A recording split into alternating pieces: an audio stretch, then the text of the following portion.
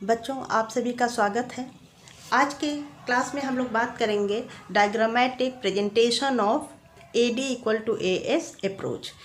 हम short run में AD और AS कर्व की हेल्प से किस तरीके से इक्विलिब्रियम पर पहुंचते हैं उसका डायग्रामेटिक प्रेजेंटेशन करेंगे। आपको स्क्रीन पर एक फिगर दिख रहा है। एक हम लोगों ने एक ग्राफ बनाया है, फिगर बनाया है। इसकी हेल्प से हम लोग पता करेंगे कि किस तरीके से demand curve, aggregate demand curve और एग्रीगेट सप्लाई कर्व की हेल्प से हम इक्विलिब्रियम पर आएंगे। और आप जानते हैं कि इक्विलिब्रियम उसी पॉइंट पर होता है where aggregate demand is equals to aggregate supply. X axis Y axis draw कर लिया गया है। एक्स एक्सिस पर हमने शो किया है लेवल ऑफ इनकम या साइज ऑफ GDP, या हम कह सकते हैं इसी को एम्प्लॉयमेंट। कुछ भी कहें, तीनों का मतलब एक ही होता है।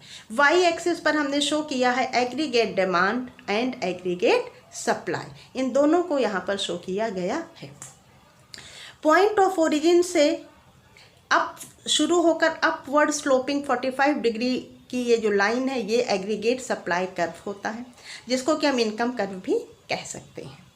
Aggregate supply curve point of origin से शुरू होकर ऊपर की ओर 45 डिग्री की लाइन है, जो कि हमें ये बताती है कि इन दोनों एक्सिस के बीच में जो भी चीज़ें शो की गई हो, चाहे GDP हो, चाहे एग्रीगेट डिमांड और सप्लाई, इनके बीच के रिलेशन को शो करती है, जिसको कि हम लाइन ऑफ इक्वल डिस्ट्रीब्यूशन भी, लाइन इन ऑफ इनकम भी कह सकते हैं।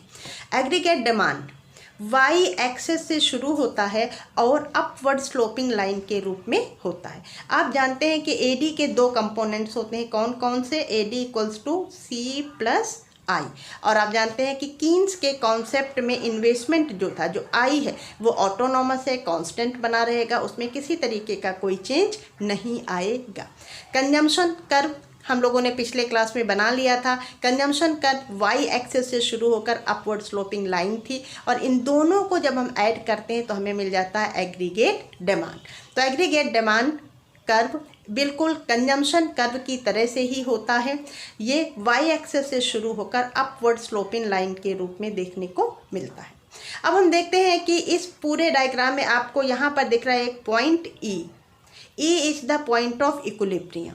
क्यों ये इक्विलिब्रियम का पॉइंट है? क्योंकि इसी पॉइंट पर aggregate demand curve intersects aggregate supply curve.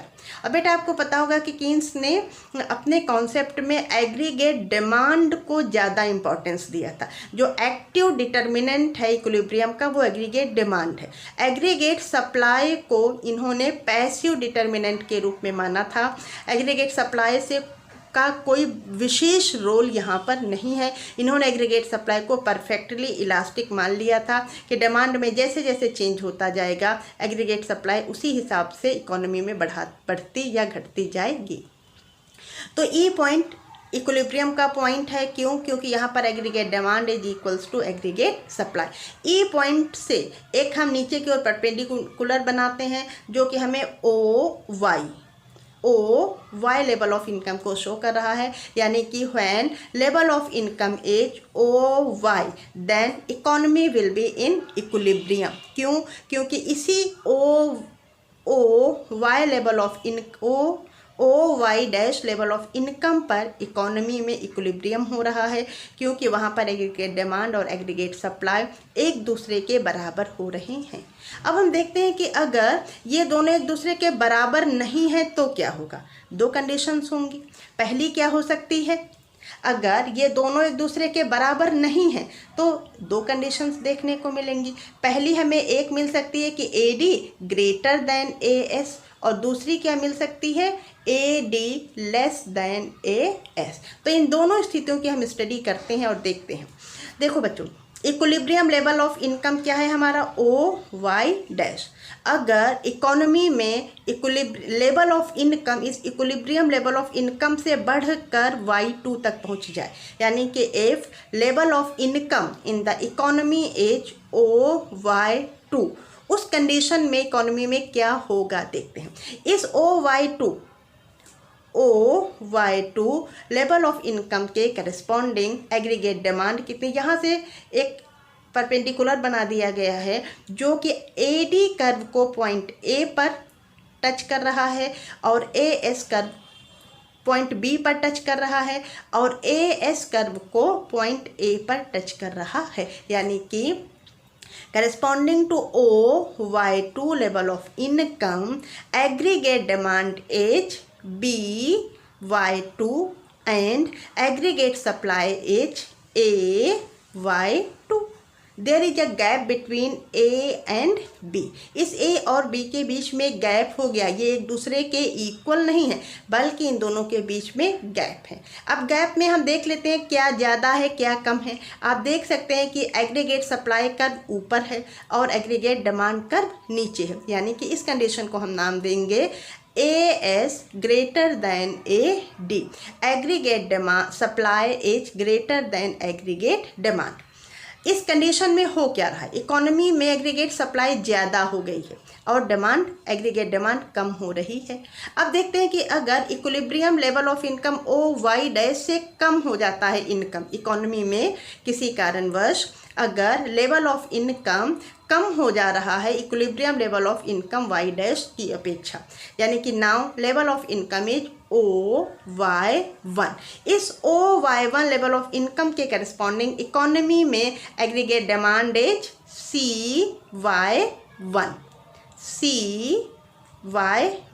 And aggregate supply is DY1, यानी कि यहाँ पर भी C और D के बराबर का गैप बन गया है। अब इस कंडीशन में क्या हो रहा है, आप देख रहे हैं कि AD कर्व ऊपर है and AS curve is below. That means in this level of income that is less than equilibrium level of income, इस पॉइंट पर क्या हो रहा है, AD is greater than AS। Aggregate supply कम है, कर्व नीचे है, और एग्रीगेट डिमांड ज़्यादा है, कर्व ऊपर की ओर देखने को मिल रहा है। तो हमें पता चल रहा है कि इक्विलिब्रियम सिर्फ और सिर्फ उसी लेवल ऑफ इनकम पर होगा जो कि OY' के बराबर है, क्योंकि इसी लेवल ऑफ इनकम पर एग्रीगेट डिमांड और एग्रीगेट सप्लाई दोनों एक दूसरे को इक्वल होते हैं, इंटरसेक्ट करते हैं, ना उसके पहले ना उसके बाद। ई पॉइंट को हमने कहा पॉइंट ऑफ इक्विलिब्रियम। इसके बाद AS ग्रेटर है, एग्रीगेट सप्लाई ग्रेटर है, और यहाँ पर क्या था, एग्रीगेट डिमांड ग्रेटर थे। इन दोनों स्थितियों में ये दोनों स्थितियाँ क्या शो करेंगी उसकी बात कर लेते हैं। देखिए बच्चों, जब aggregate demand is greater then aggregate supply, इस कंडीशन को हम कहते हैं loss of unfulfilled demand. Loss of, देखिए जहाँ पर AD इक्वल्स टू A, इस पूरे डायग्राम की तीन स्थितियाँ हैं। पहली है AD इक्वल्स टू AS जो कि इक्विलिब्रियम को शो कर रही है। दूसरी में आप देखेंगे AD is greater then AS जो कि इक्विलिब्रियम लेवल ऑफ इनकम से लो लेवल ऑफ इनकम पर देखने को मिल रही थी। ये इनिशियल स्टेज होती है जब इकोनॉमी में लेवल ऑफ इनकम कम होता है। उस कंडीशन को हम कहते हैं लॉस ऑफ अनफुलफिल्ड डिमांड। मतलब कि अगर यहाँ पर ज़्यादा सप्लाई की गई होती तो साइज ऑफ GDP हमारा बढ़ जाता, प्रोड्यूसर्स का प्रॉफिट बढ़ जाता, लेकिन सप्लाई यहाँ पर कम है, तो इसलिए ये कहलाता loss of unfulfilled demand.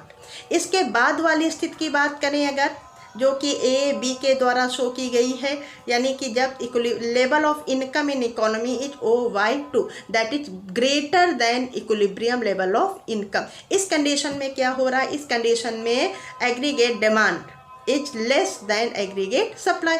Demand कम हुई है, जब डिमांड कम होगी तो क्या होगा, अनवांटेड स्टॉक्स या अनडिजायर्ड इन्वेंट्रीज इकोनॉमी में बन जाएंगे। तो इस तरीके से आपने देखा कि इकोनॉमी इक्विलिब्रियम में तभी आती है जबकि AD इक्वल टू AS होता है, ना उसके पहले ना उसके बाद। ओके बच्चों, थैंक यू।